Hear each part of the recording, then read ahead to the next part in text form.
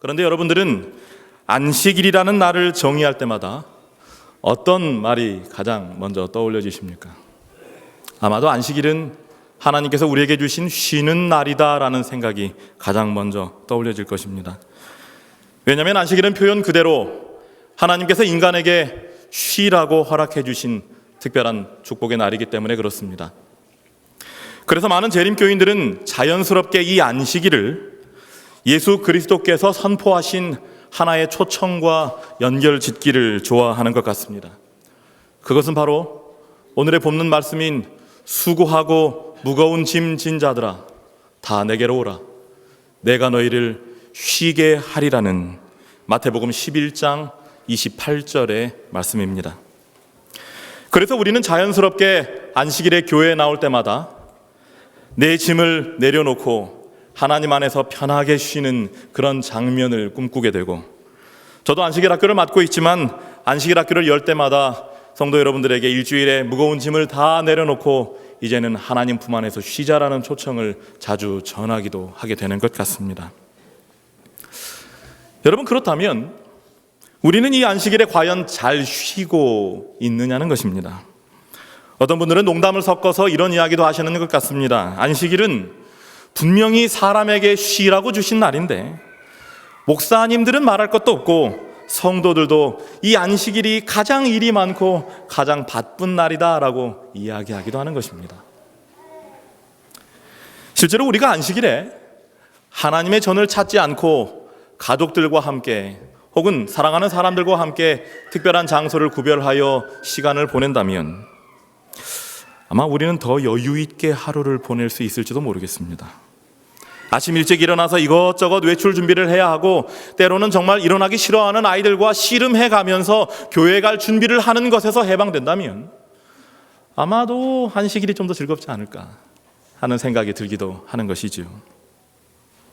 때로는 교회에서 맡겨진 이런저런 일들 때문에 내가 안식일에 누려야 할 참된 행복과 평안이 깨지는 것처럼 여겨질 때도 있습니다. 어떻습니까? 여러분은 이 이야기에 동의하십니까? 혹시 누군가가 이러한 화두를 여러분들에게 던진다면 여러분들은 무엇이라고 대답해 주시겠습니까? 그런데 생각해보면 사실 이러한 주제는 비단 쉼의 날인 안식일에만 적용되는 것은 아니라는 생각도 듭니다. 왜냐하면 예수님의 이 특별한 초청은 단지 안식일만을 위하여 주어진 초청이 아니기 때문에 그렇습니다. 하나님께서는 매일의 삶 속에서 지쳐있는 이 세상의 모든 사람을 향하여, 수고하고 무거운 짐을 진 세상 사람들을 향하여 다 나에게로 오라라고 초청하고 계시기 때문에 그래요. 너희가 나에게 오면 내가 너희를 뭐하게 해주겠다? 쉬게 해주겠다. 하지만 이 초청을 우리의 삶으로 확대 적용해 보아도 문제는 크게 달라지지 않는 것 같습니다. 여러분, 때때로 하나님을 믿으면서 신앙하는 사람들의 삶과 신앙을 하지 않고 자신들의 뜻대로 맘대로 살아가는 사람들의 삶을 비교해 보았을 때 어떤 사람들의 삶이 더 자유롭고 구속되지 않은 속박 없는 삶처럼 보여집니까? 때로는 신앙하지 않는 사람들의 삶이 더 자유롭고 좋아 보일 때가 적지 않습니다. 내가 교회에 다닌다는 이유로, 그리스도인이라는 이유로 비신앙인들보다 어찌 보면 좀 더 어렵고 복잡한 그런 삶을 사는 것처럼 여겨질 때가 적지 않은 것이죠. 분명히 예수님께서는 나에게 오면 쉬게 해주겠다라고 말씀하셨고 우리는 그 초청에 반응했다라고 생각하는데 어떻게 된 것이 예수님 곁으로 갔더니 더 복잡하고 삶이 어려워진 것처럼 보여지냐라는 것입니다. 그렇다면 우리는 여기에서 하나의 근본적인 질문을 던져볼 수 있을 것입니다. 예수님께서는 분명히 너희가 나에게 오면 내가 너를 쉬게 해주겠다라고 말씀해 주셨는데 실제로 우리가 예수님께 갔을 때에 예수님께서는 어떻게 우리를 쉬게 해주시느냐라는 질문입니다. 일반적으로 우리는 이 본문을 읽을 때마다 우리가 무거운 짐을 끙끙 지고 예수님 앞에 가서 푹 쓰러지면서 짐을 예수님 앞에 내려놓고 예수님 여기에 저의 짐이 있습니다. 제발 받아주세요라고 외치면 예수님께서 인자한 표정을 지으면서 우리가 마치 안식일 학교 때 토닥토닥 하는 것처럼 우리를 꼭 껴안고 토닥토닥 해주시는 그런 장면을 떠올립니다. 생각할 때마다 우리의 마음이 편해지고 우리를 행복하게 만드는 그런 장면이지요. 인간이 스스로 감당할 수 없는 죄의 짐을 지고 고통하다가 죄의 유일한 해결책이신 예수 그리스도 앞에 나아가 죄의 짐을 내려놓는 것 같은 이 느낌, 이 장면, 우리를 너무나 행복하게 하는 장면인 것입니다. 그런데 사실 오늘 우리가 읽은 본문의 말씀은 조금은 다른 상황을 우리에게 보여주고 있습니다. 본문을 다시 봅니다. 이번에는 마태복음 11장 28절뿐만 아니라 29절까지 함께 다시 한번 읽어보겠습니다. 수고하고 무거운 짐 진 자들아 다 내게로 오라. 내가 너희를 쉬게 하리라. 나는 마음이 온유하고 겸손하니 나의 멍에를 메고 내게 배우라. 그러면 너희 마음이 쉼을 얻으리니. 여러분, 우리가 잘 아는 28절의 초청에 이어지는 29절의 말씀은 우리가 예수 그리스도 안에서 쉼을 얻을 수 있는 하나의 조건을 제시하고 있습니다. 그런데 그 조건이 어디에 나와 있습니까? 그 조건이 무엇입니까? 너희가 나의 멍에를 메면, 너희가 나의 멍에를 메고 내게 배우면, 그럴 때에 그리하면 너희 마음이 무엇을 얻을 것이다? 쉼을 얻을 것이다 라고 말하고 있는 것입니다. 결국 예수 그리스도 안에서 우리가 쉼을 얻을 것인데 그 쉼을 얻을 수 있는 조건은 바로 예수 그리스도의 멍에를 메고 배우는 것이다, 이렇게 설명하는 것이죠. 이 본문을 설명하는 시대의 소망도 같은 이야기를 합니다. 그리스도께서 주시는 쉼에는 조건들이 붙어 있으나 이 조건들은 명백하게 설명되어 있다. 예수께서는 뭐라고 말씀하신다? 나의 멍에를 메라고 말씀하신다. 결국 주님께서 약속하신 이 쉼은 그분의 멍에를 메는 조건으로 주어지는 것임을 우리는 알게 되는 것입니다. 그런데 솔직히 말씀드려서 저는 처음에 이 말씀을 읽었을 때 그렇게 마음이 편하지는 않았습니다. 왜냐하면 성경의 다른 부분들에 수없이 많은 부분들이 우리가 죄의 짐을 지고 예수 그리스도께 나아갔을 때 그분께서는 값없이, 대가 없이 우리를 죄에서 해방시켜 주시고 우리에게 쉼을 주시고 우리에게 평안을 주시다는 이야기가 너무나 많은데, 지금 이 본문은 이러한 평안이, 이러한 쉼이 하나의 조건 속에서 이루어진다라고 말하고 있기 때문에 그렇습니다. 내가 알던 것이 잘못된 것인가? 내가 믿고 있는 복음이 잘못된 것인가 하는 의구심이 드는 것입니다. 여러분, 그런데 사실 이것은 아무것도 아니었습니다. 우리가 쉼을 얻기 위하여 져야 할 예수의 멍에가 과연 무엇일까 생각하면서 증언의 말씀을 살피다가 더욱 충격적인 하나의 설명을 받기 때문에 그렇습니다. 시대의 소망은 우리가 쉼을 얻기 위해 져야 할 예수의 멍에에 대하여 이런 설명을 하고 있습니다. 봉사를 위해 매는 멍에는 곧 하나님의 무엇이다라고 얘기합니까? 하나님의 무엇이라고요? 율법이라고 얘기합니다. 전 이 설명을 읽었을 때 적지 않은 충격을 받았습니다. 왜냐하면 이러한 표현이 우리가 주님 안에서 쉼을 얻기 위해서는 결국 하나님의 율법을 지켜야 한다는 말처럼 들렸기 때문에 그래요. 여러분, 수고하고 무거운 짐진 자들을 다 오라라고 초청을 해놓고 그 사람들이 짐을 내려놓자마자 율법이라는 짐을 딱 지워주면서 이게 너희들이 져야 할 짐이다라고 예수님께서 말씀하신다면 여러분, 이게 있을 수 있는 일입니까? 그가 지고 온 짐보다 더 무거운 짐을 그에게 지우는 모습이라면 이건 정말 상상할 수 없는 일인 것입니다. 너무나도 실망스럽고 차라리 예수님께 나오지 말 걸 하는 생각이 들게 만드는 그런 후회스러운 일이 될 수도 있는 것입니다. 여러분, 그렇다면 이렇게 모순처럼 보이는 주님의 말씀을 건전하게 그리고 바르게 이해할 수 있는 실마리를 우리는 어디서 발견할 수 있을까요? 저는 오늘의 말씀을 준비하면서 그 실마리를 예수님 당시에 사용하던 멍에와 그 멍에를 소에게 지워 쟁기를 끌게 했던 방식 속에서 발견하게 되었습니다. 결론부터 말씀드리자면 이 본문의 말씀 역시 예수님께서 당시 사람들의 삶 속에서 흔히 볼 수 있었던 아주 일상적인 장면을 통해서 너무나 놀라운 영적 진리를 설명하시는 놀라운 실물 교훈 중에 하나라는 것을 알게 되었다는 것이죠. 자, 여러분, 사진에서 보시는 것처럼 예수님 당시에 사용했던 멍에는 밭에서 일할 때 최대의 효과를 거두기 위하여 2개가 하나의 쌍으로 되어 있었습니다. 여러분, 그렇다면 이 멍에는 소 1마리가 끌게 되어 있을까요? 2마리가 끌게 되어 있을까요? 소 2마리가 끌게 되어 있었습니다. 그런데 전승에 따르면 이스라엘의 농부들은 소 2마리를 이렇게 함께 밭을 갈게 하는데, 하나의 멍에를 지고 같이 밭을 갈게 하는데, 어떻게 짝을 지우냐면 한쪽에는 나이가 좀 있고 경험이 많아서 일을 아주 잘하는 소를 이렇게 한쪽에 놓고, 다른 한쪽에는 그와 쌍을 이루는 아주 어리고 일에 미숙한 소를 붙여서 함께 일을 하게 했다라는 것입니다. 심지어는 한쪽에는 멍에를 지게 하고 그 옆에다가 새끼를 붙여서 새끼가 그 어미를 따라가면서 자연스럽게 일하는 법을 배우도록 하기도 했다라는 것입니다. 쟁기를 다루는 데 익숙하고 주인의 말에 어떻게 반응해야 하는지 잘 아는 그런 경험 많은 소와 아직은 일에 익숙하지 않은 미숙한 소를 짝지어서 경험 많은 소가 주도적으로 일을 하게 하면서 경험 없는 소는 그 경험 많은 소를 따라다니면서 발을 맞추면서 자연스럽게 성장해 나가도록 하는 것이 이스라엘의 농부들이 밭을 갈면서 자연스럽게 소에게 일을 가르치는 방법이었다는 것입니다. 그렇기 때문에 한마디로 아직 일에 익숙하지 않은 소는 농부에게서 일을 배웠던 것이 아니라 누구에게서 일을 배우는 것입니까?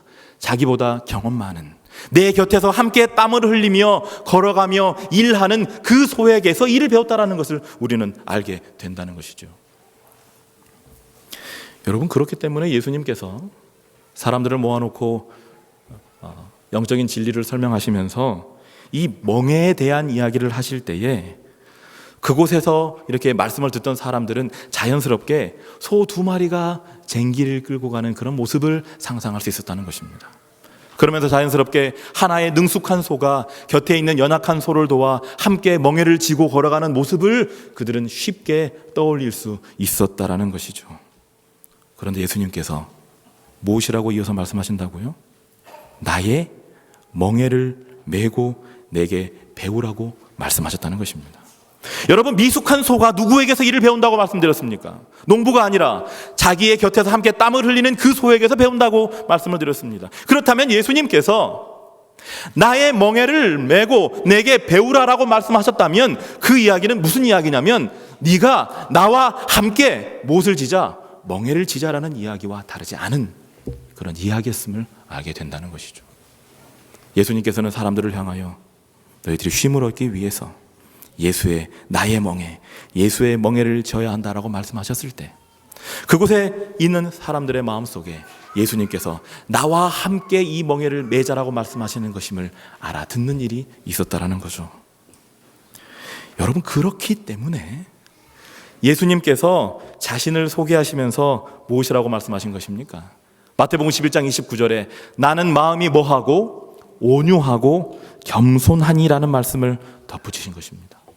아시는 것처럼 예수 그리스도는 온 우주의 왕이십니다. 그런데 그분께서 자신을 완전히 낮추셔서 이 땅에 인간으로 오셨지요. 그런데 인간으로 오신 것에서 그치신 것이 아니라 자신의 목숨을 바쳐 사람을 위하여 죽으신 것입니다. 그런데 거기에서 그치는 것이 아니라 이제는 그 자신의 피로 구원받은 인간과 함께 자신의 백성들과 함께 곁에서 함께 땀을 흘리며 하늘 천국길을 걸어가겠다라고 초청하고 계시는 것입니다. 여러분, 이것이야말로 예수께서 너무나 온유하신 분이시면서 겸손하신 분이심을 보여주는 증거가 아니면 무엇이겠습니까?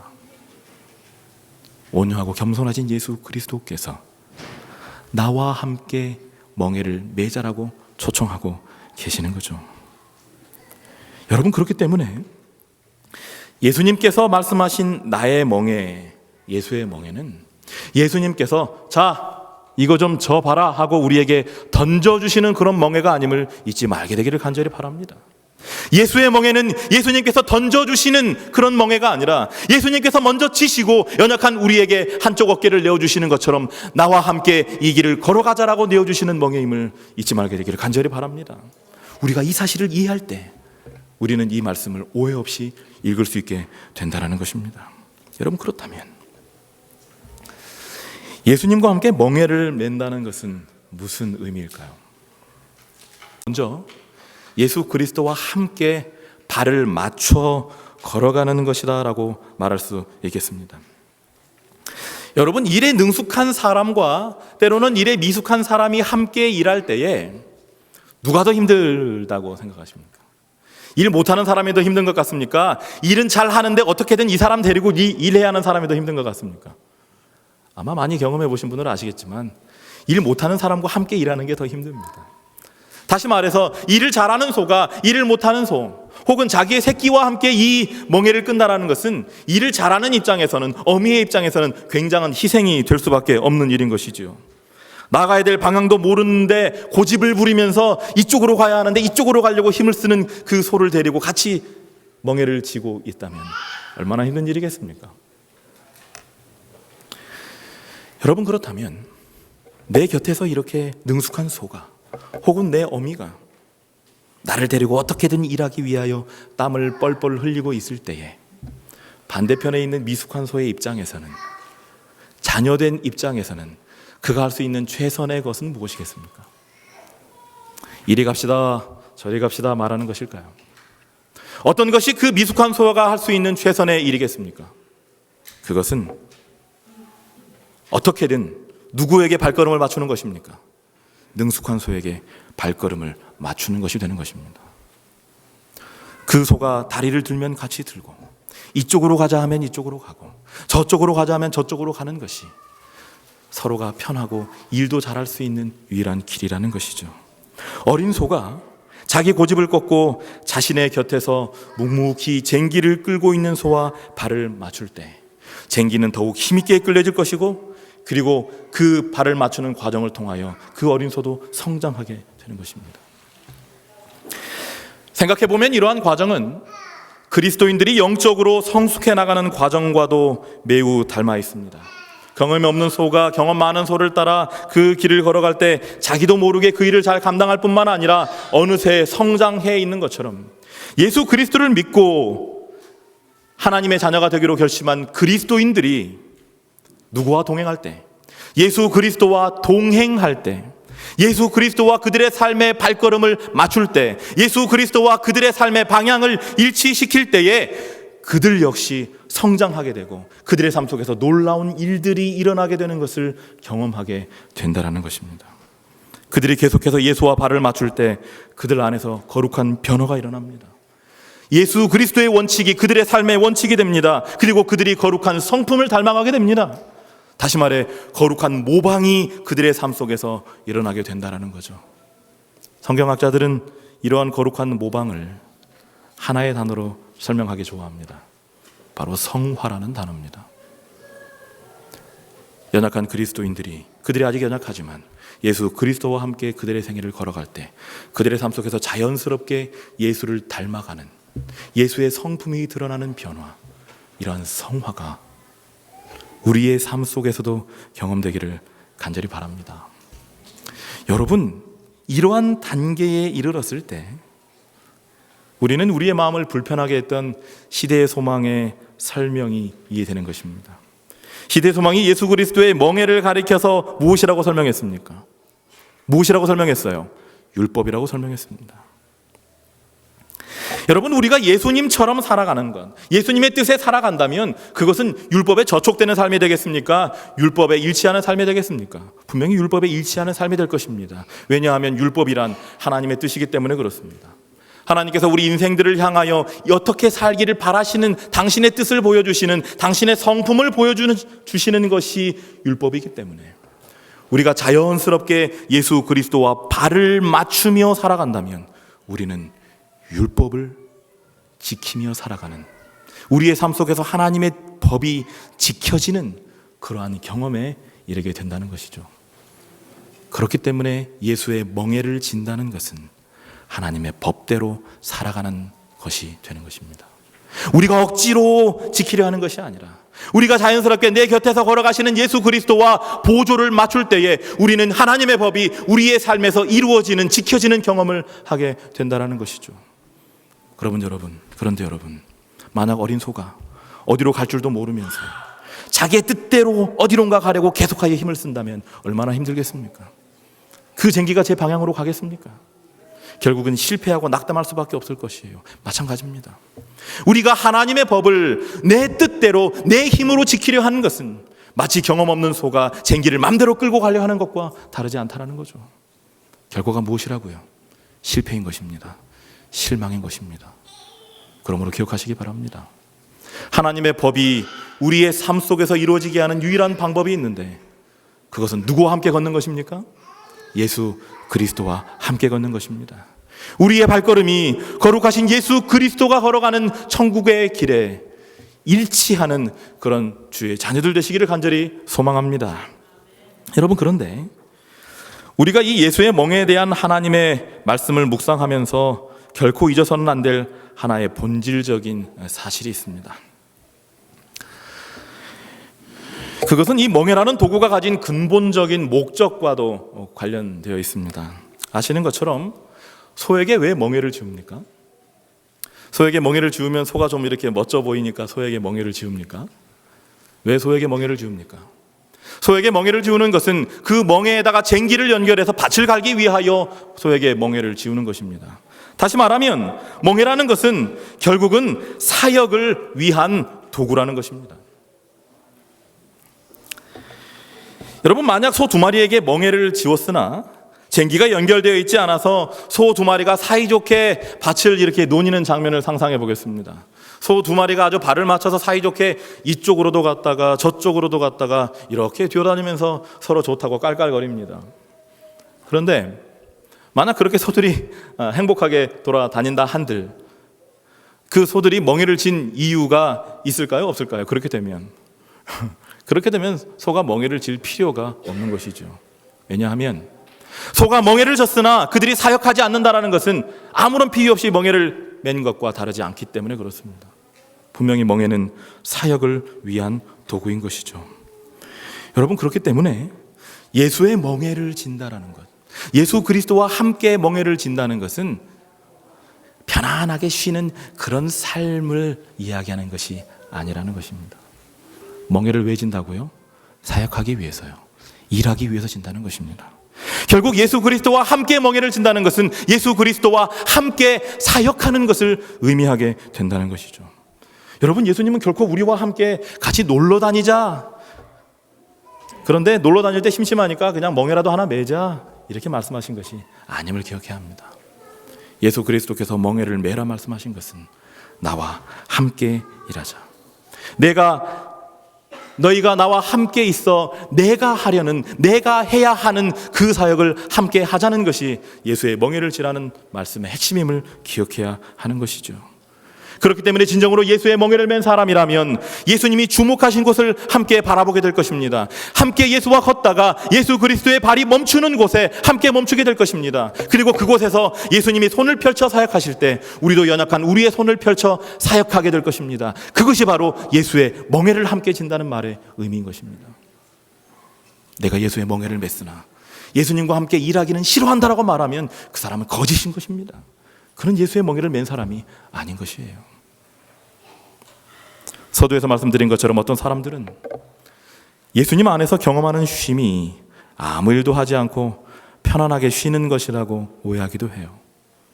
쉼의 날인 안식일 역시 성도들을 편안하게 하고 즐겁게 하는 많은 요소들로 채워져야 한다라고 주장하는 사람들도 있습니다. 물론 이러한 휴식도 약간의 유익을 주기는 합니다.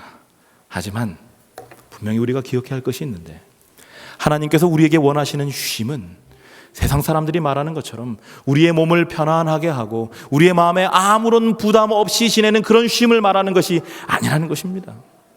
우리는 예수 그리스도의 뜻에 따라 살아가야 합니다. 그리고 우리의 마음속에 거룩한 부담이 있어야 합니다. 예수님께서 성도들을 향하여, 그리고 이 세상의 불쌍한 영혼들을 향하여 거룩한 부담을 가지고 계시기 때문에 우리는 진정한 쉼을 누리는 자로서 예수님이 가지신 마음의 부담을 나누어 가진 사람들이 되어야 하는 것입니다.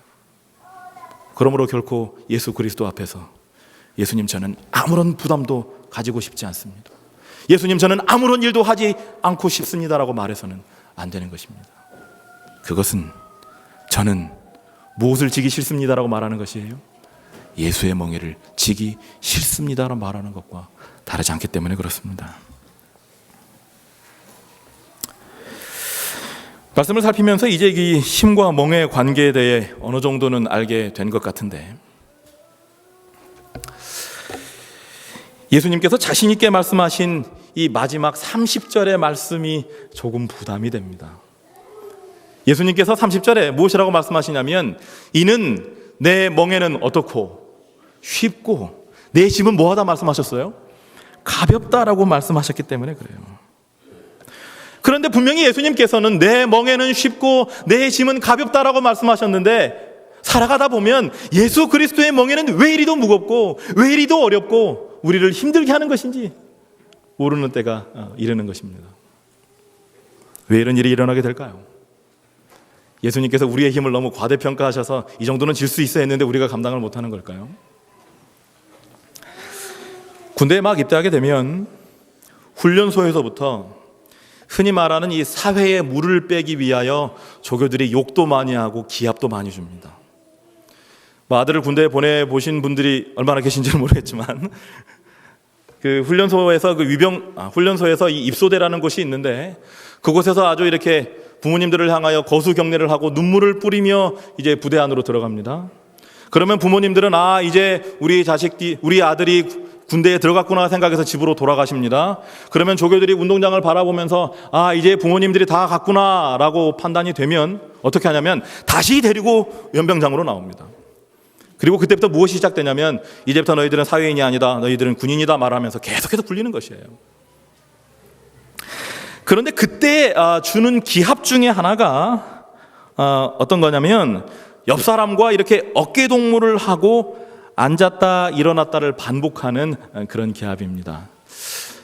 때로는 한국의 그 패스파인더도 이런 기합을 줄 때가 있었던 것 같은데, 뭔가 조직이 흐트러졌을 때 우리가 그 조직의 힘을 다시 한번 다지자라는 의미로 옆 사람과 어깨 동무를 하고 구령에 맞춰서 앉았다 일어났다를 시키는 것입니다.